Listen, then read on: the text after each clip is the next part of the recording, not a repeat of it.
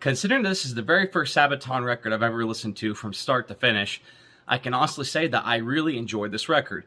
But based on past singles I've heard from other albums, I can say confidently that I don't think that this is their best work, but it is definitely above average for them as a whole. So here's my review of Sabaton's new record, The War to End All Wars.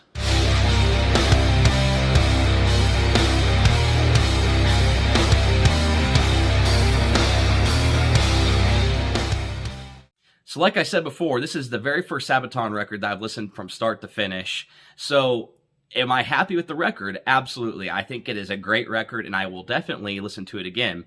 Now, when it comes to everyone else, do I feel like this album lives up to what people expect out of Sabaton? And I can see that because I see it. I see the reaction. I see how people think about Sabaton.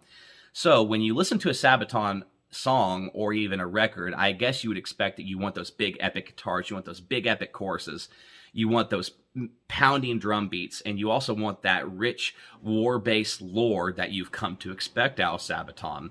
And are all those things present? Absolutely. The hardcore Sabaton fan will be absolutely pleased when this album is hitting all those high marks.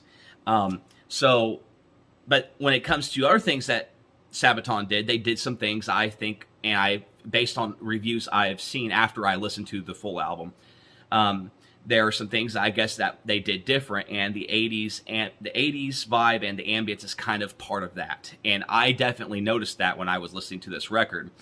At times, I think it helped their songwriting and the way that you see Sabaton. I think at times it kind of hurt them as well. So let's address the good things, and then we'll address the bad things. Guys, I'm going to do a very, very quick and condensed review of this album, just because I don't want to waste your time, and I want you to get a lot out of this review in a short amount of time. So, the good things about this record, there are some really, really strong songs on here. Songs like Stormtroopers, Hellfighters, and Christmas Truce are definitely on that Bismarck level of songwriting and what you would want out of Sabaton. And then there's other really great songs like Hellfighters, Lady of the Dark, and The Valley of Death and Versailles. They are also very strong songs. And definitely this album is considered great with just those songs alone. So then they had some other songs that I feel like were just this didn't quite hit the mark. They were just kind of average sounding Sabaton songs. I will say this, though. There is not a bad song on this record. So let's get that straight. There is not one bad song. But I do feel like that songs like The Unkillable Soldier, Race to the Sea, and Dreadnought, and even Soldier of Heaven kind of missed the mark in terms of being, instead of an average sounding Sabaton song, to an excellent Sabaton song. Like I said, they're not bad songs, but I do feel like that there was times that they could have done maybe a little bit better on them. And like I said in my Soldier of Heaven and even The Unkillable Soldier, I feel like they could have done, I think they put more effort into the videos instead of the actual songs, and I feel like this is a trend that's going to go forward, especially with Sabaton, because they get a lot of hits on their videos, and if you're getting more hits on the video than you are the actual song, then I would understand why you would focus more on a video. So that being said, I think what hurts those songs the most is the ambience.